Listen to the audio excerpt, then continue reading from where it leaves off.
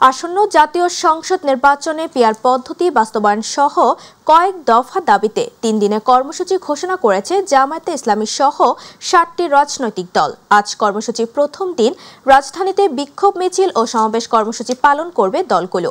বিক্ষোভের আগে রাজধানীর বায়তুল মোকাররম ও প্রেস ক্লাবের সামনে আলাদা আলাদা ব্যানারে এসব কর্মসূচি পালন করবে 7টি দল। ঢাকা মহানগর উত্তর দক্ষিণ শাখার উদ্যোগে বিকেল 4:30টায় বায়তুল মোকাররম জাতীয় মসজিদের দক্ষিণ ফটকের সামনে সমাবেশের পর বিক্ষোভ মিছিল করবে জামাত। সমাবেশে দলের নায়েবে আমির সৈয়দ আব্দুল্লাহ মোহাম্মদ তাহের ও সেক্রেটারি জেনারেল মিয়া গোলাম পরোয়ার সহ কেন্দ্রীয় ও ঢাকা মহানগর কমিটির নেতারা বক্তব্য দেবেন।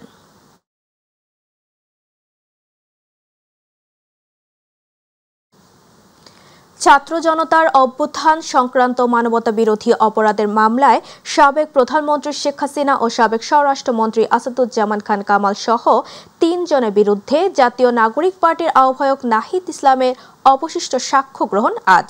আন্তর্জাতিক অপরাধ ট্রাইব্যুনাল 1-এর চেয়ারম্যান বিচারপতি মোহাম্মদ গোলাম মুর্তজা মজুমদারের নেতৃত্বাধীন বিচারিক প্যানেলে এই সাক্ষ্য গ্রহণ হবার কথা রয়েছে। বিচার কাজের শুরুতেই অবশিষ্ট সাক্ষ্য দেবেন নাহিদ ইসলাম। এরপর তাকে জেরা করবেন শেখ হাসিনা ও কামালের পক্ষে রাষ্ট্রনিযুক্ত আইনজীবী মোহাম্মদ আমির হোসেন। এর আগে 17 সেপ্টেম্বর বিকেল 3টা থেকে 4:30টা পর্যন্ত নাহিদের সাক্ষ্য গ্রহণ চলে।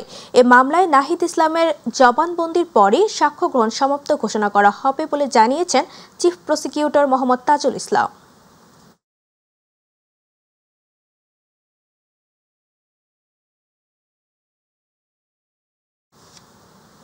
নরসিংদীর দুর্গম চরাঞ্চল আলোকবালিতে আধিপত্য বিস্তারকে কেন্দ্র করে আওয়ামী লীগ ও বিএনপি সমর্থকদের মধ্যে সংঘর্ষ হয়েছে। এ সময় গুলিবিদ্ধ হয়ে ইদন মিয়া নামের এক ব্যক্তি নিহত হন। আহত হয়েছেন অন্তত 25 জন। এদের মধ্যে 5 জন গুলিবিদ্ধ বলে জানা গেছে। গুরুতর আহত 3 জনকে ঢাকা মেডিকেল কলেজ হাসপাতালে পাঠানো হয়েছে। ভোরে দুই পক্ষের মধ্যে এই সংঘর্ষের ঘটনা ঘটে। পুলিশ ও স্বজনরা জানায়, দীর্ঘদিন ধরে আলোকবালি ইউনিয়ন আওয়ামী লীগের সভাপতি আসাদ আলী ও বিএনপির যুগ্ম আহ্বায়ক নোয়াব আলীর মধ্যে বিরোধ চলে আসছিল। 5 আগস্টের পর থেকে আওয়ামী লীগ কর্মীরা পালিয়ে থাকলেও ভোরে তারা পুনরায় গ্রামে প্রবেশের চেষ্টা করলে বিএনপি সমর্থকরা বাধা দেয়। এ সময় দুই পক্ষের মধ্যে সংঘর্ষ ছড়িয়ে পড়ে। সংঘর্ষের এক পর্যায়ে আওয়ামী লীগের কর্মীরা বিএনপি সমর্থকদের লক্ষ্য করে এলোপাতাড়ি গুলি চালায়। এতে ঘটনাস্থলে নিহত হন ইদন মিয়া। আহতদের নরসিংদী সদর হাসপাতাল সহ বিভিন্ন হাসপাতালে ভর্তি করা হয়েছে।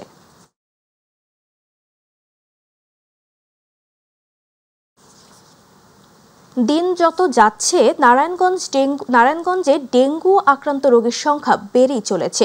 ডেঙ্গু আক্রান্তদের চিকিৎসার জন্য নারায়ণগঞ্জে 10টি আইসিইউ শয্যা সহ 4টি ডেঙ্গু কর্নার চালু করেছে স্বাস্থ্য বিভাগ। জেলায় এ পর্যন্ত কোনো রোগের মৃত্যু হয়নি। এডিস মশার প্রতিরোধে মশক নিধন ও সচেতনতা বৃদ্ধিতে তেমন কোনো পদক্ষেপ না নেওয়ার অভিযোগ সিটি কর্পোরেশনের বসবাসরত নাগরিকদের। নারায়ণগঞ্জ থেকে আব্দুল্লাহ আল মামুনের পাঠানো তথ্যচিত্রে জুবার রহমানের রিপোর্ট। ডেঙ্গুর সংক্রমণ পরিস্থিতি জটিল হচ্ছে নারায়ণগঞ্জে। পাল্লা দিয়ে বাড়ছে ডেঙ্গুতে আক্রান্ত রোগীর সংখ্যা। জেলায় 10টি আইসিইউ শয্যা সহ 4টি ডেঙ্গু কর্নার চালু করেছে স্বাস্থ্য বিভাগ। এখন পর্যন্ত 321 জন রোগী ভর্তি হয়েছে। ডেঙ্গু আক্রান্ত হয়ে সবচেয়ে বেশি ভর্তি হচ্ছে নারী ও শিশুরা। জেনারেল হাসপাতালে ডেঙ্গুতে আক্রান্ত রোগী ভর্তি হয়েছে 166 জন।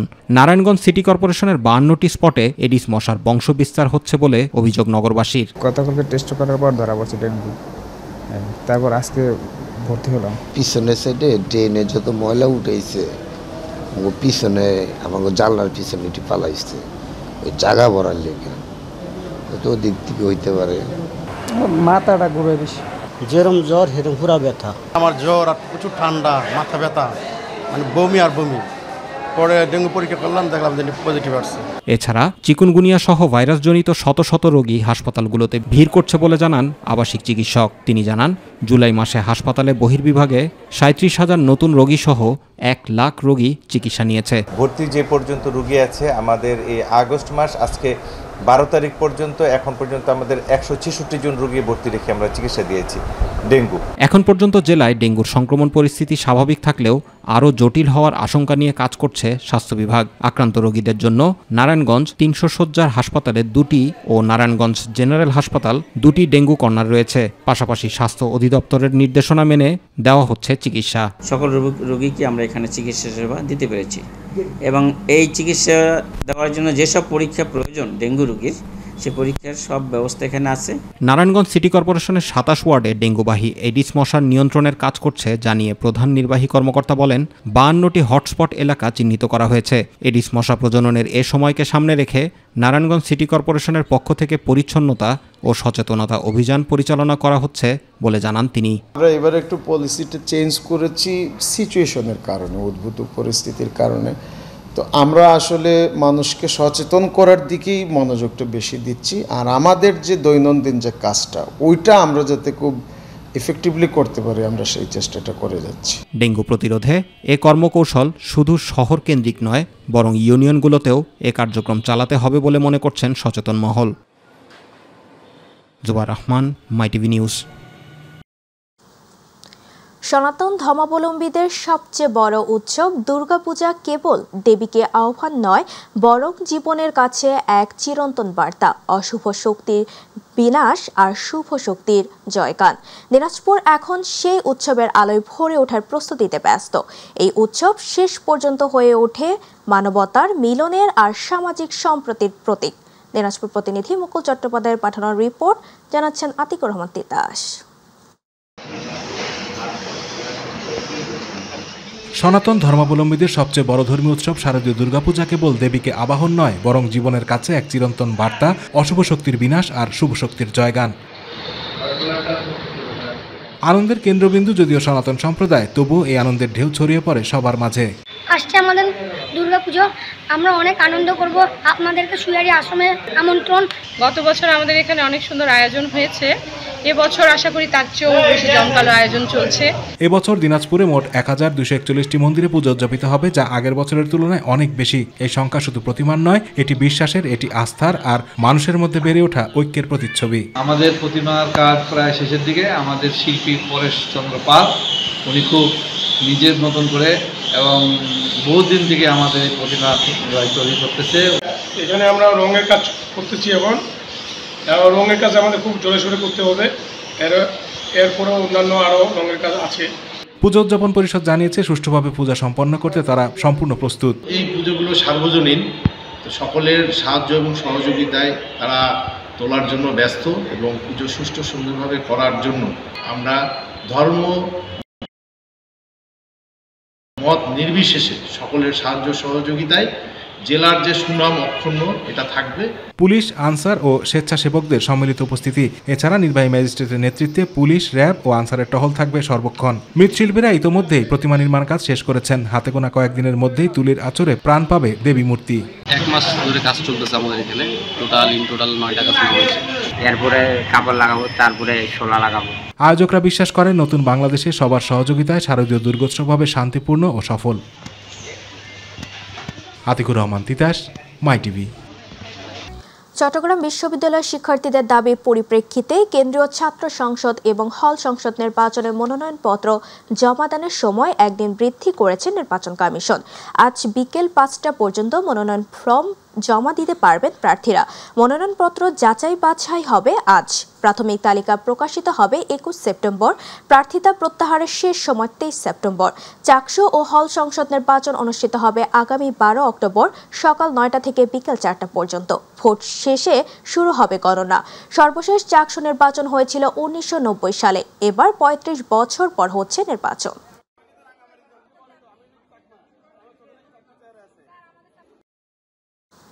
রাজশাহী বিশ্ববিদ্যালয় কেন্দ্রীয় ছাত্র সংসদ নির্বাচনের প্রচারণায় উৎসব মুখর ক্যাম্পাস। চতুর্থ দিনে সকাল থেকে চলছে জমজমাট প্রচারণা।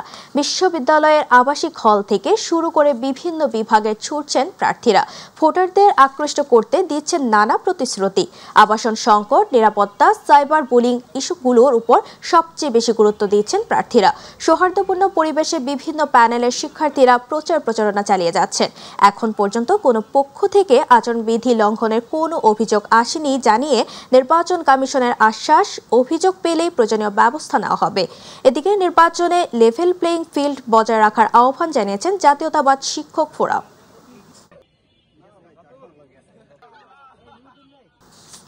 বিএনপি কেন্দ্রীয় নির্বাহী কমিটির স্বেচ্ছাসেবক বিষয়ক সহ সম্পাদক ও ছাত্র দলের কেন্দ্রীয় কমিটির সাবেক সভাপতি আব্দুল কাদের ভূঁইয়া জুয়েল বলেছেন, বিএনপি যতবার ক্ষমতায় ছিল ততবারই এ দেশের স্বাধীনতার সার্বভৌমত্ব রক্ষা এবং গণতান্ত্রিক প্রতিষ্ঠানগুলোকে শক্তিশালী করার জন্য কাজ করে যাচ্ছে। তাই বিএনপির ভাইস চেয়ারম্যান তারেক রহমানের নেতৃত্বে বিএনপি ক্ষমতায় আসে তাহলে এ দেশ হবে উন্নয়ন, উৎপাদন ও সমৃদ্ধি বাংলাদেশ। বুধবার দিনব্যাপী পাটুলি ইউনিয়ন বিএনপি ও অঙ্গ সংগঠনের আয়োজনে গণসংযোগ শেষে পথসভায় প্রধান অতিথির বক্তব্যে তিনি এসব কথা বলেন।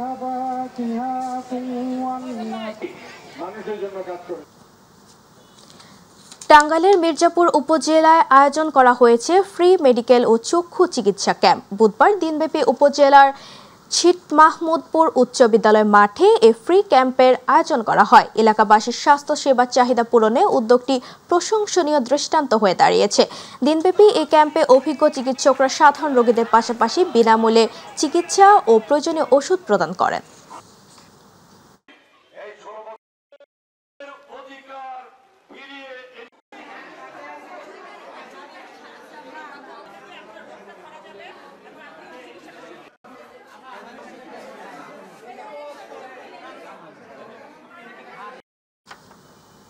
বাগেরহাটের মোংলায় কোস্টগার্ড ও পুলিশের যৌথ অভিযানে প্রায় 3,44,000 টাকা মূল্যের 688 পিস ইয়াবা সহ এক নারী মাদক ব্যবসায়ী আটক করেছে কোস্টগার্ড পশ্চিম জোনের মিডিয়া কর্মকর্তা লেফটেন্যান্ট কমান্ডার মুনতাসির ইবনে মহসিন এ তথ্য নিশ্চিত করে বলেন, গোপন সংবাদের ভিত্তিতে গত 17 সেপ্টেম্বর বুধবার দুপুর 2টায় কোস্টগার্ড বেস মোংলা ও পুলিশের সমন্বয়ে বাগেরহাটের মোংলা থানাধীন মোংলা পোর্ট পুরাতন আবাসিক এলাকায় কবরস্থান রোড সংলগ্ন এলাকায় একটি যৌথ অভিযান পরিচালনা করা হয়। অভিযান চলাকালে উক্ত এলাকায় তল্লাশি চালিয়ে প্রায় 3,44,000 টাকা মূল্যের 688 পিস ইয়াবা সহ এক নারী মাদক ব্যবসায়ীকে আটক করা হয়।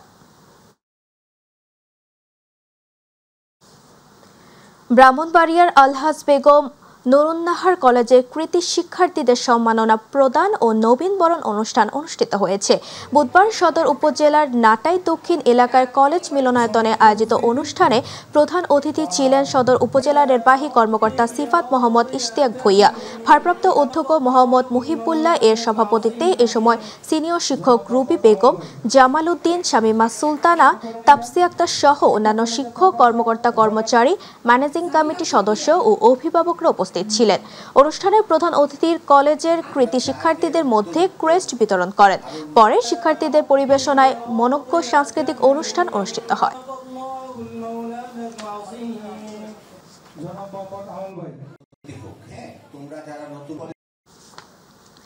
বাংলাদেশের সাম্প্রদায়িকতার কোনো স্থান নেই। বিএনপির ভারপ্রাপ্ত চেয়ারম্যান তারেক রহমান ঘোষিত 31 দফায় রয়েছে ধর্ম যার যার রাষ্ট্র সবার, এমন মন্তব্য করেছেন ঢাকা জেলা স্বেচ্ছাসেবক দলের আহ্বায়ক নাজমুল হাসান অভি। উপজেলার বালিয়া ইউনিয়নের রামরাবণ এলাকায় বিশ্বকর্মা পূজা উদযাপন কমিটির আয়োজনে আলোচনা সভায় প্রধান অতিথির বক্তব্যে এই সকল কথা বলেন তিনি। এ সময় উপস্থিত ছিলেন ধামরাই উপজেলা স্বেচ্ছাসেবক দলের আহ্বায়ক আব্দুল মান্নান ফিরোজ, সদস্য সচিব সুজন মাহমুদ, সিনিয়র যুগ্ম আহ্বায়ক ইঞ্জিনিয়ার শাওন আহমেদ, পৌর স্বেচ্ছাসেবক দলের সদস্য সচিব রাশেদুল ইসলাম রাজু, ঢাকা জেলা স্বেচ্ছাসেবক দলের সদস্য সাইদুর রহমান জনি সহ অনেকে।